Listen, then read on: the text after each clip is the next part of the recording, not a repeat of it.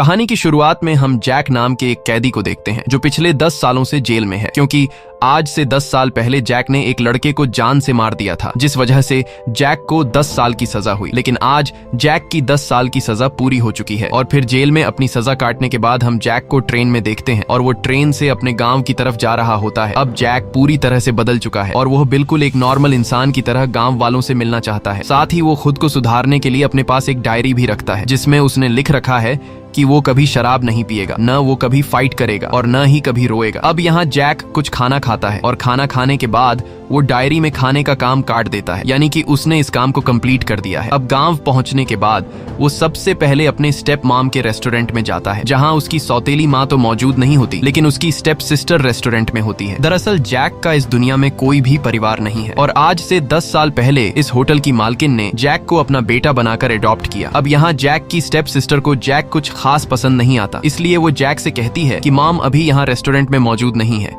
इसलिए अब तुम यहाँ से चले जाओ और शाम को मॉम से मिलने आ जाना। अब जैक को अपनी स्टेप मॉम के रेस्टोरेंट में जगह न मिलने पर वो पब्लिक बाथ टब में नहाने के लिए जाता है, जहाँ पिछले 10 सालों से जेल में रहने की वजह से जैक एडवांस टेक्नोलॉजी के लॉक को खोल नहीं पाता। तब यहाँ का इंचार्ज जैक पर गुस्सा हो जाता है और इंचार्ज जैक की शराफत का फायदा उठाते हुए उसे उल्टा सीधा बोलने लगता है। लेकिन जैसे ही जैक नहाने के लिए अपने कपड़े उतारता है तो वो इंचार्ज जैक के बॉडी पर टैटूज को देखते हुए उसकी आंखें खुली की खुली रह जाती हैं और उसकी सारी हेकड़ी निकल जाती है, क्योंकि ये टैटू एक गैंगस्टर की निशानी है। वहीं अगले सीन में हम देखते हैं कि सड़क के बीचों बीच कुछ लोग एक लड़के को बुरी तरह से मार रहे हैं और वहीं पास में पुलिस भी खड़ी होती है और पुलिस उस लड़के की मदद करने के बजाय दूर से यह सब तमाशा देख रही होती है, क्योंकि वो गुंडे शहर के सबसे बड़े गैंगस्टर कजामा के लिए काम करते थे, इसलिए पुलिस कजामा के डर से उन गुंडों को कुछ नहीं कहती। वहीं हम चुलबुल नाम के गैंगस्टर को देखते हैं जो कुछ शरीफ लड़कों को लाइन से खड़ा करके परेशान कर रहा होता है, पर तभी वहां पर जैक आता है और जैक के सिंपल लुक को देखते हुए ऐसा लग रहा था कि इससे तो कोई बच्चा भी नहीं डर पाएगा। लेकिन जैक को देखकर चुलबुल बिल्कुल शांत खड़ा हो जाता है, क्योंकि चुलबुल जैक को पहचान लेता है और उसे पता है कि जैक कितना खतरनाक आदमी है। और यहाँ चुलबुल नाम के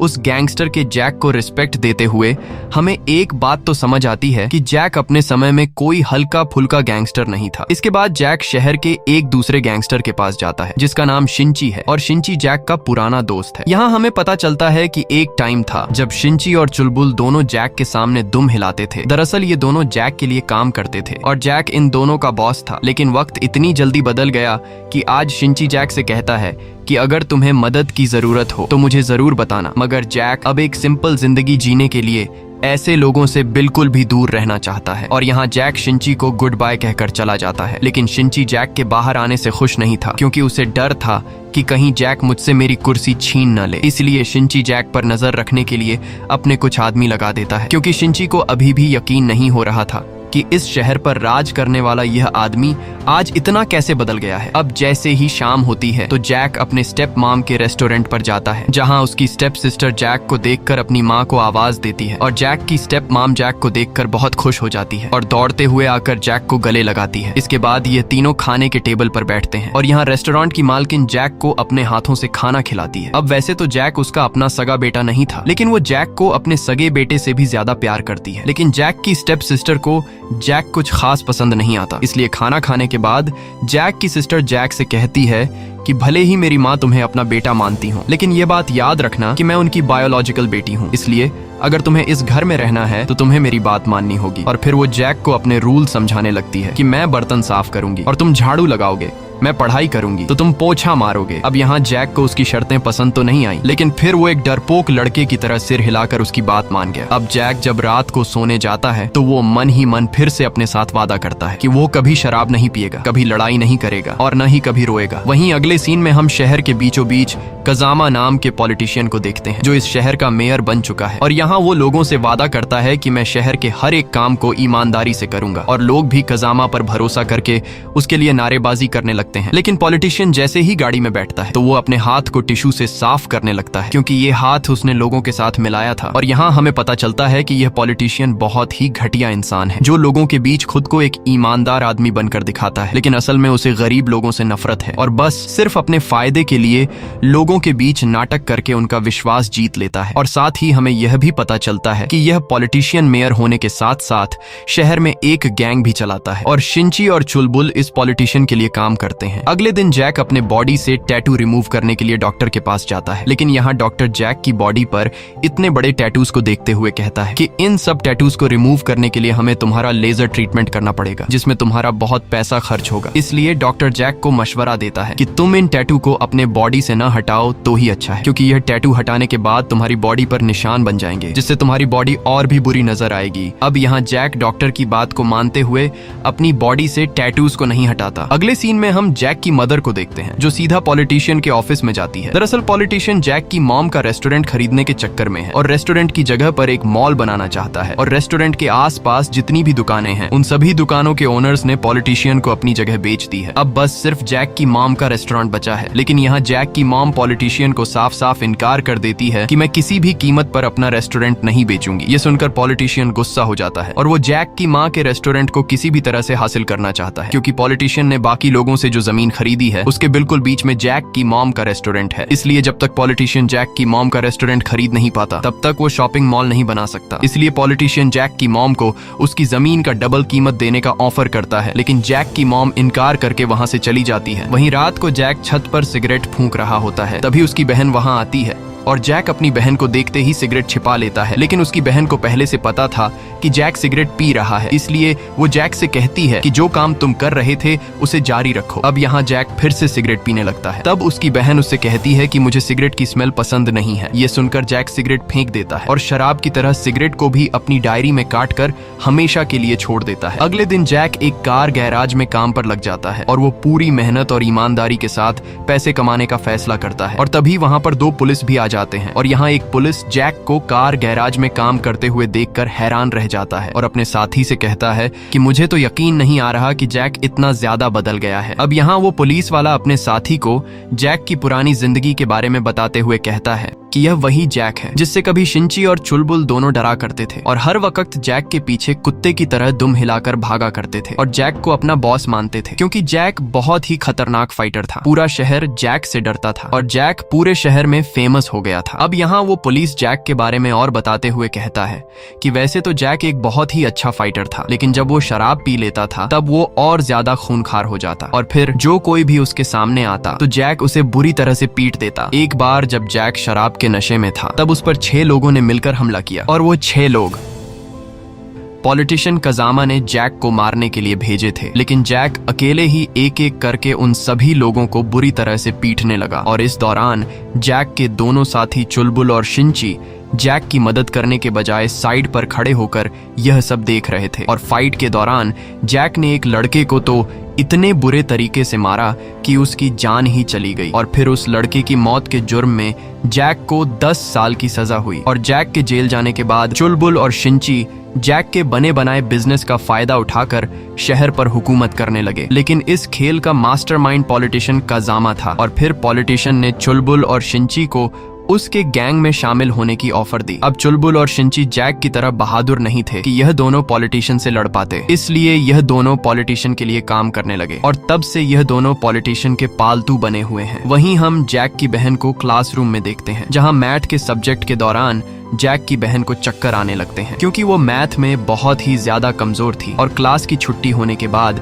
जैक की बहन अपनी टीचर से कहती है कि क्या मैथ पढ़ना जरूरी है। ये सुनकर टीचर मुस्कुराती है। वहीं जैक स्कूल से अपनी बहन को लेने के लिए आया होता है और तभी टीचर की नजर जैक पर पड़ती है, जिसे देखकर वो पूरी तरह से शॉक हो जाती है। दरअसल जैक के जेल में जाने से पहले जैक और टीचर एक दूसरे के साथ रिलेशनशिप में थे और यह दोनों ही एक दूसरे से बहुत प्यार करते थे। और अब 10 साल बाद जैक को देखते ही टीचर पहचान लेती है, जिसके बाद यह दोनों एक पार्क में आकर बैठते हैं और यहाँ यह दोनों अपने पुराने दिनों को याद करते हैं। जैक यह देखकर बहुत खुश था कि उसकी गर्लफ्रेंड एक टीचर बन गई है। यहाँ हमें यह भी पता चलता है कि टीचर जैक से जेल में भी मिलने आई थी, लेकिन जैक ने टीचर से जेल में मिलने से इनकार कर दिया था, क्योंकि जैक नहीं चाहता था कि टीचर पूरी जिंदगी उसका इंतजार करती रहे, बल्कि वो चाहता था कि टीचर उसे भूलकर एक अच्छी जिंदगी की शुरुआत करे। अगले दिन जैक जब अपनी बहन को स्कूल से वापस घर लेकर आ रहा होता है, तब यह दोनों एक मोबाइल की दुकान पर रुकते हैं और यहाँ जैक की बहन को एक मोबाइल पसंद आ जाता है, लेकिन पैसे ना होने की वजह से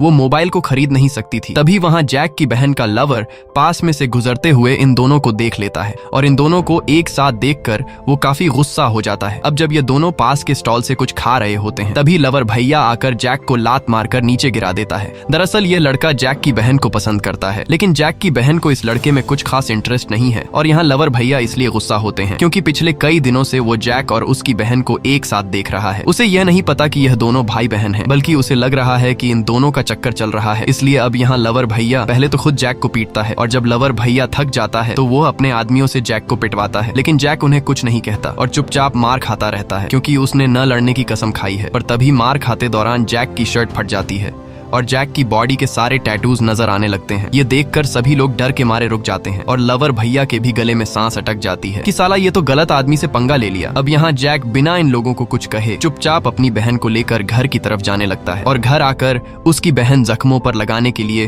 उसे मरहम पट्टी देती है। और यहाँ हम देखते हैं कि आज जो कुछ हुआ उससे जैक की बहन को अपने भाई के लिए बहुत बुरा लगा और जिस तरह पहले उसकी जैक से नहीं बनती थी, अब वो जैक को अपना भाई मानने लगी है और जैक के साथ रहना उसे काफी अच्छा लगने लगा है। वहीं दूसरी तरफ हम पॉलिटिशियन को देखते हैं जिसने चुलबुल और शिंची को बुलाया होता है और यहाँ पॉलिटिशियन जैक की माँ का रेस्टोरेंट न बेचने की वजह से परेशान होता है। इसलिए वह चुलबुल और शिंची से कहता है कि अगर तुम दोनों में से किसी ने मेरे लिए उस रेस्टोरेंट वाली जगह खाली करके दी तो उस आदमी को मैं इस गैंग का अगला लीडर बना दूंगा। अब यहाँ चुलबुल उस काम के लिए हाँ कर देता है और फिर अगले ही दिन चुलबुल अपने कुछ आदमियों के साथ जैक की मॉम के रेस्टोरेंट में घुस जाता है और तोड़ फोड़ मचाने लगता है और यहाँ जैक टेबल पर बैठकर खाना खा रहा होता है, लेकिन जैसे ही चुलबुल की नजर जैक पर पड़ती है तो वो कपकपाती हुई आवाज में अपने बंदों को रुक जाने को बोलता है क्योंकि उसे नहीं पता होता कि यह रेस्टोरेंट जैक की मॉम का है। और यहाँ जैक चुलबुल को गर्दन से पकड़कर उससे कहता है कि यह रेस्टोरेंट मेरी माँ का है, इसलिए अब सीधा चुपचाप यहाँ से चले जाओ और मैं फिर से तुम्हें दोबारा यहाँ न देखूं। अब डर के मारे चुलबुल चुपचाप अपने आदमियों के साथ जैक की मॉम के रेस्टोरेंट से बाहर निकल आता है। अगले दिन पॉलिटिशियन जब जैक की मॉम के रेस्टोरेंट के सामने से गाड़ी में गुजर रहा होता है तो वो देखता है कि यह रेस्टोरेंट अभी तक खाली नहीं हुआ और यह देखकर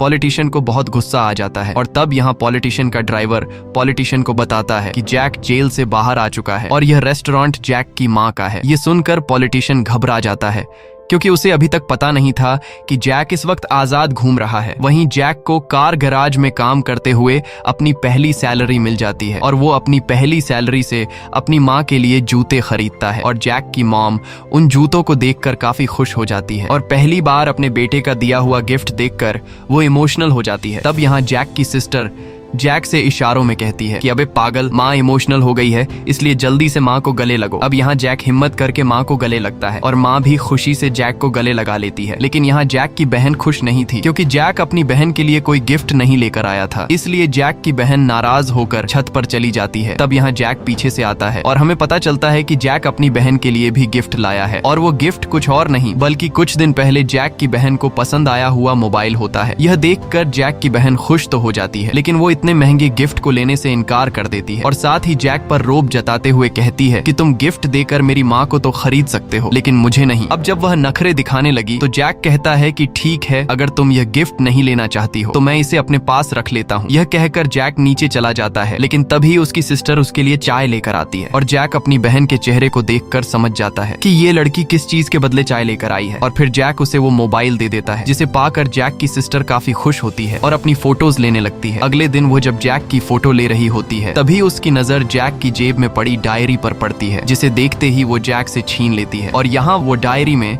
जैक के रूल्स को पढ़ते हुए उसे पता चलता है कि जैक ने डायरी में फैमिली के साथ पिकनिक पर जाना भी लिखा है। ये देखकर जैक की सिस्टर जैक को मना लेती है कि हम ये पिकनिक वाला काम सबसे पहले करेंगे और फिर अगले ही दिन जैक अपनी माँ और बहन के साथ पिकनिक पर चला जाता है, जहाँ ये लोग काफी एंजॉय करते हैं और ढेर सारी फोटोज खींचते हैं और ये दिन इन तीनों के लिए एक यादगार दिन बन जाता है। अब रात को पॉलिटिशियन का ड्राइवर जैक से मिलने आता है और ये बंदा जैक का पुराना और एक अच्छा दोस्त होता है। अब वैसे तो ये आदमी तो पॉलिटिशियन का ड्राइवर है, लेकिन जैक का पुराना दोस्त होने की वजह से वो जैक को समझाता है कि तुम जिस पॉलिटिशियन के साथ पंगा ले रहे हो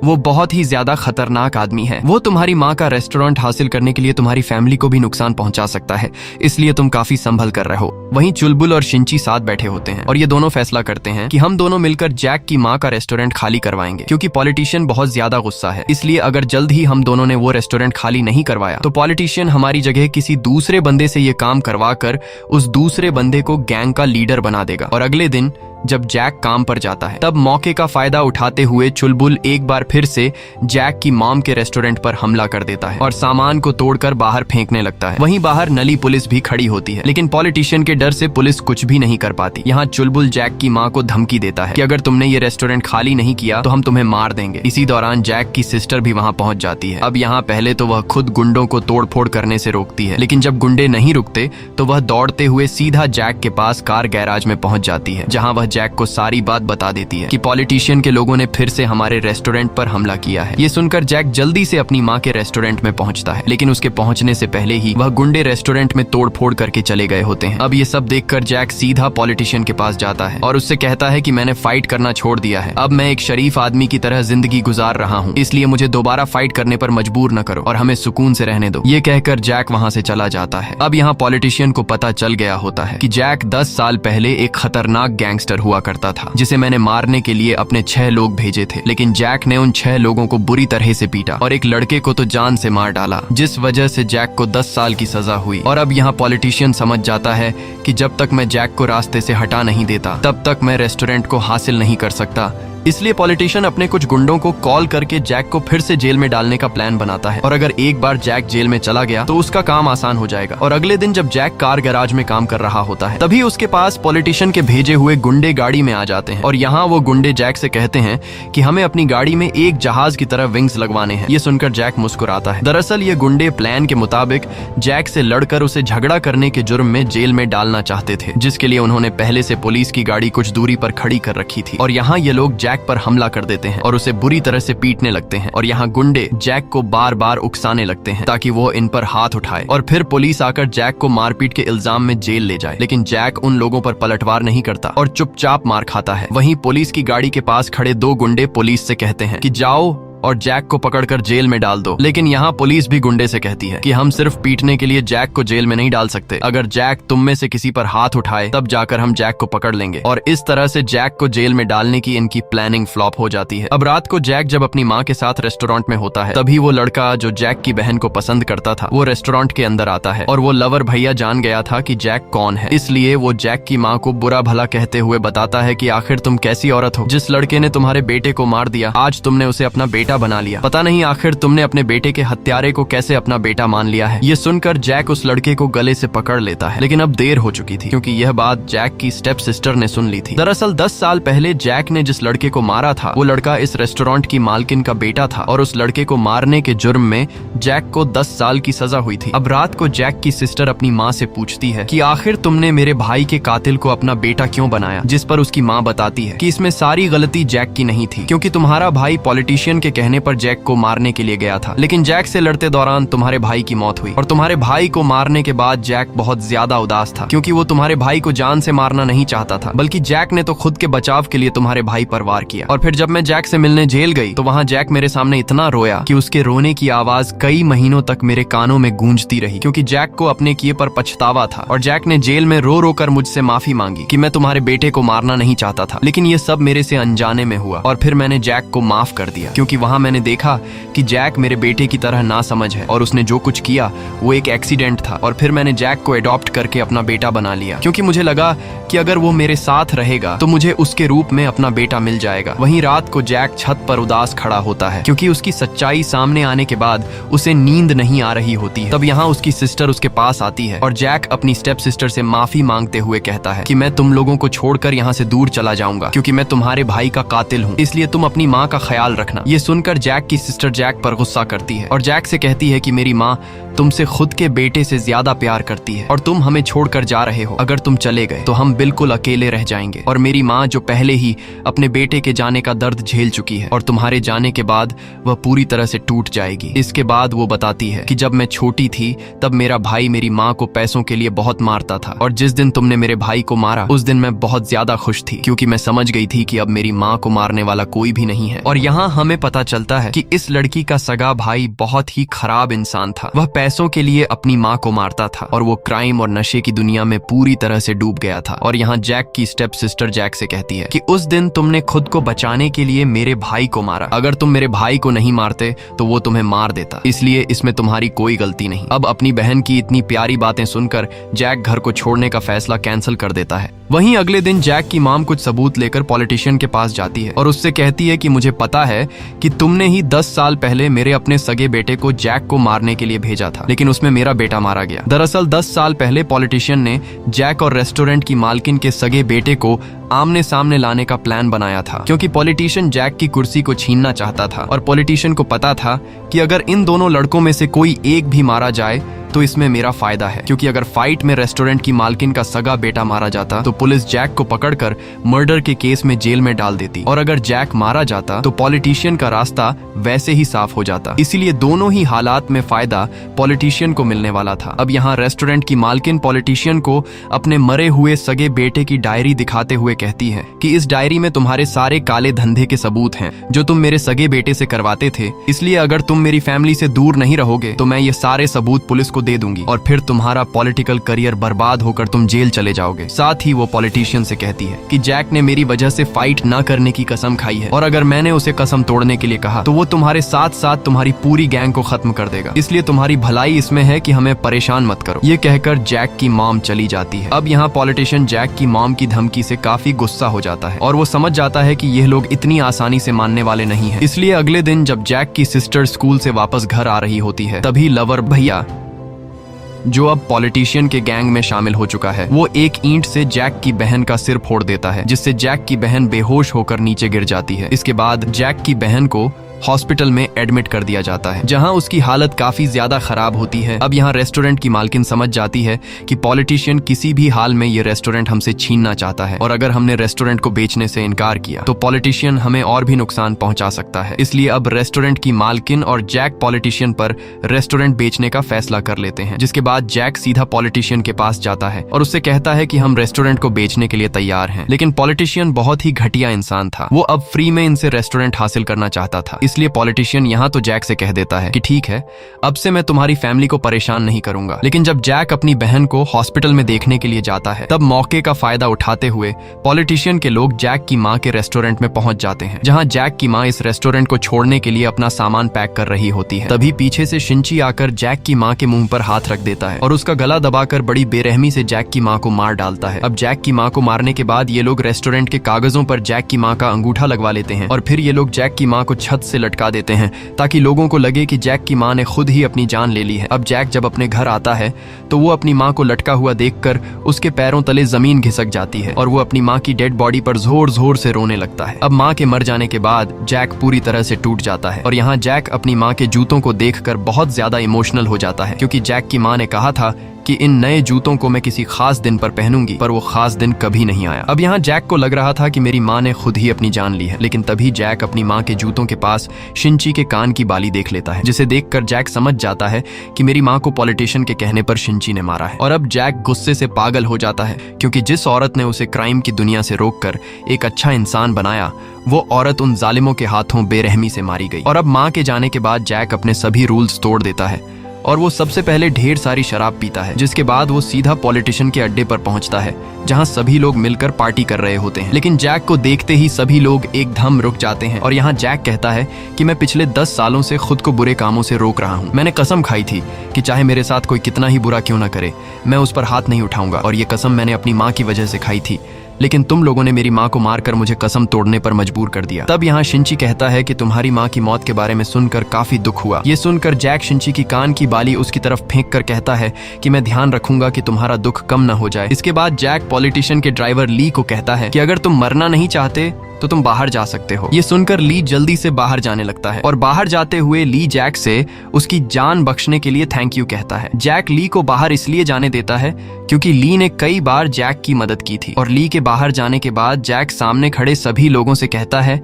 कि तुम में से किस आदमी ने मेरी बहन पर हमला किया था। तब यहाँ लवर भैया कहता है कि मैंने किया था, बताओ क्या कर लोगे तुम। और फिर लवर भैया आगे बढ़ते हुए जैक पर हमला करने लगता है, लेकिन जैक बड़ी बेरहमी से एक ही झटके में लवर भैया की हड्डियां तोड़कर उसे मार देता है। इसके बाद जैक दरवाजे के पास फैले हुए पेट्रोल में लाइटर फेंककर आग जला देता है, जिससे बाहर निकलने का इकलौता रास्ता बंद हो जाता है और अब यहाँ से बाहर कोई भी नहीं निकल सकता। और फिर जैक एक एक करके पॉलिटिशियन के कई सारे गुंडों को मार गिराता है। यहाँ जैक इतनी फुर्ती से लड़ रहा होता है कि वो किसी के भी कंट्रोल में नहीं आता और वो पूरी तरह से पागल होकर पॉलिटिशियन के गुंडों पर जानलेवा हमले करने लगता है। अब कई सारे गुंडों को मारने के बाद जैक चुलबुल को पकड़ता है और उसे तब तक गले से दबोच कर रखता है जब तक उसकी जान नहीं चली जाती। चुलबुल को मारने के बाद जैक शिंची को पकड़ता है और जिस तरह शिंची ने जैक की माँ को मारा था, यहाँ जैक भी शिंची का गला अपने हाथों से दबाकर उसे मार देता है। और अब बचा था जैक की माँ का असली कातिल पॉलिटिशियन। और यहाँ पॉलिटिशियन जैक का ये खूनखार रूप देखकर भागने लगता है, लेकिन जैक उसका पीछा नहीं छोड़ता। और फिर जैक पॉलिटिशियन को पकड़कर एक लोहे के रोड से उसके सिर पर कई वार करके पॉलिटिशियन को मार देता है। अब पॉलिटिशियन को मारने के बाद जैक उसी क्लब में बैठ जाता है और अपनी माँ को याद करके रोने लगता है, क्योंकि इन लोगों ने उसे फिर से वही इंसान बना दिया जो न बनने की उसने कसम खाई थी। इसी के साथ यह कहानी खत्म हो जाती है। अगर आपको यह वीडियो अच्छी लगी हो तो हमारे चैनल को सब्सक्राइब और वीडियो को लाइक जरूर कीजिएगा।